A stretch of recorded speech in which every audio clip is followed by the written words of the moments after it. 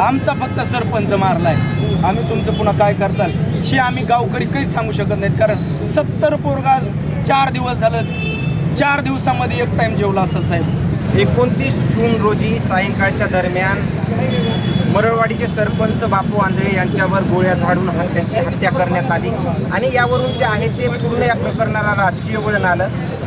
शरद पवार गटाचे जे नेते आहेत बबन गीते यांच्यासह 4 आरोपीवर गुन्हा दाखल झाला आहे आणि मात्र आज जे रोहित पवार यांच्या वक्तव्यावरून राष्ट्रवादी काँग्रेसकडून परळी बंदची हाक देण्यात आली आहे, यामध्ये मरळवाडीतील काही ग्रामस्थ तरुण वर्ग देखील मोठ्या संख्येने उपस्थित आहेत. तर बापू आंधळे यांच्या संदर्भात त्यांच्याकडून माहिती घेण्याचा प्रयत्न करूया.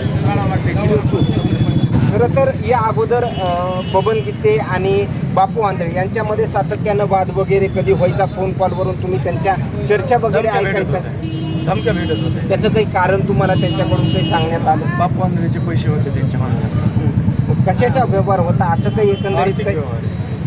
आर्थिक व्यवहार दिलेले पैसे होते, मित्राच्या नात्याने दिलेली होती, पण ते पैशाच्या दबावाखाली पैसे मागाय कसा येईल म्हणून धमक्या भेटत होते.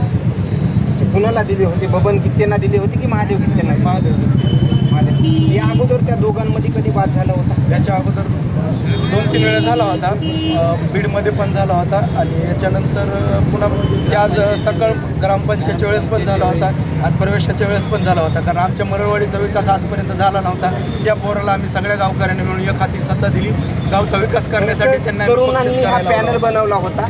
ते पॅनल जे बनवला होता ते बबन गीते यांच्या माध्यमातूनच बनवला होता. वैयक्तिक आम्ही बापूला पुढं करून बनवला होता, पण बबन गीतेच्या अंडरमध्ये बापू असल्यामुळं आम्ही त्याचा पक्षप्रवेश गावचा विकास व्यक्ती करू शकत नाही. हे अजून आम्ही धनंजय मुंडेकडे साहेबाकडे त्यांचा प्रवेश करायला लावला होता. अण्णाच्या अंडरमध्ये, वाल्मिक अण्णा यांच्या अंडरमध्ये आमच्या विकासाची नांदी पण व्यवस्थित चालू होती. मग हे कुठंतरी आम्हाला सोडून का गेला ह्या कारस्थानामुळं हे झालेलं असावं, आमचा एक गावकऱ्याचा प्रश्न आहे. पण आमच्या गावाला आजपर्यंत जसं स्वर्गवासी मुंडे साहेब शपथ घेतल्यानंतर एक्सपायर झाले, अशी सिच्युएशन आम्हाला बापू गेल्यानंतर मरळवाडीकरांना दुःखाची अशी घटना आहे. मग आमच्या गावकऱ्याचं सगळ्याचं एकच म्हणणं आहे की फक्त आरोपींना अटक करा. मग रोहित पवार साहेबांनी निवडून येतात त्या मतदारसंघातून त्यांच्या आणि हाथरसची घटना आज अपडेट करतात, त्यांना निवडून देते महाराष्ट्राची जनता. ते एवढं नेतृत्व मोठं आहे का की जेणेकरून ते अण्णावर किंवा साहेबावर, कृषी मंत्री साहेबावर एवढं त्यांनी बाईट द्यावं. पण द्यावं त्यांनी त्यांच्या ते राजकीय स्टंट असू शकतात, मी मान्य करतो त्या गोष्टी. पण आमच्या गावाचा विकासाचा एक आमच्या गावाला इथून पुढं दत्तक कोणी घेतं का, याचा आम्हाला हे सर्व गावकऱ्यांना पडलेला हे सगळ्यात मोठा प्रश्न आहे. मी रोहित, तुम्हाला कधी बबन गीते जे समर्थक आहेत त्याला महादेव गीते यांनी, तर त्यांच्यामध्ये आणि बापू आंधळे यांच्यामध्ये कधी वाद पाहायला मिळत नाही? वादाचा काही विषय नव्हता, वाद असा काहीच नव्हता. जी घटना घडली या पैशाचा त्यांचा आर्थिक व्यवहार काहीतरी होता असं लक्षात आला, इतकी गोष्ट टोकाला जायची माहीत नव्हती. सकाळपासून तुम्ही कधी ज्या दिवशी घटना घडली त्या दिवशी बापू आंधळे तुम्ही कधी भेटला?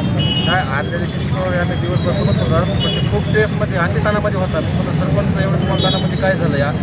तिला थोडा चेहऱ्यावर थोडा हास्यस्मित दाखवलं आणि काहीच बोलला नाही. ती गोष्ट कोणती अशी सांगत होतो. कधी बोलावून घेतलं, कुणाच्या फोनवरून त्यांना फोन आला, असं काही एकंदरीत सांगण्यात आलं?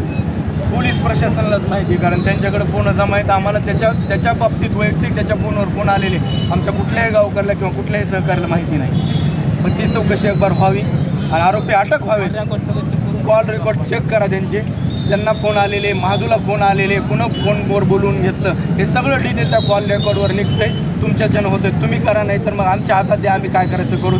आमचा फक्त सरपंच मारलाय, आम्ही तुमचं पुन्हा काय करताल हे आम्ही गावकरी काहीच सांगू शकत नाहीत. कारण 70 पोरगा 4 दिवस झालं, 4 दिवसामध्ये एक टाईम जेवला असेल साहेब. ही परिस्थिती मरळवाडीच्या जनतेवर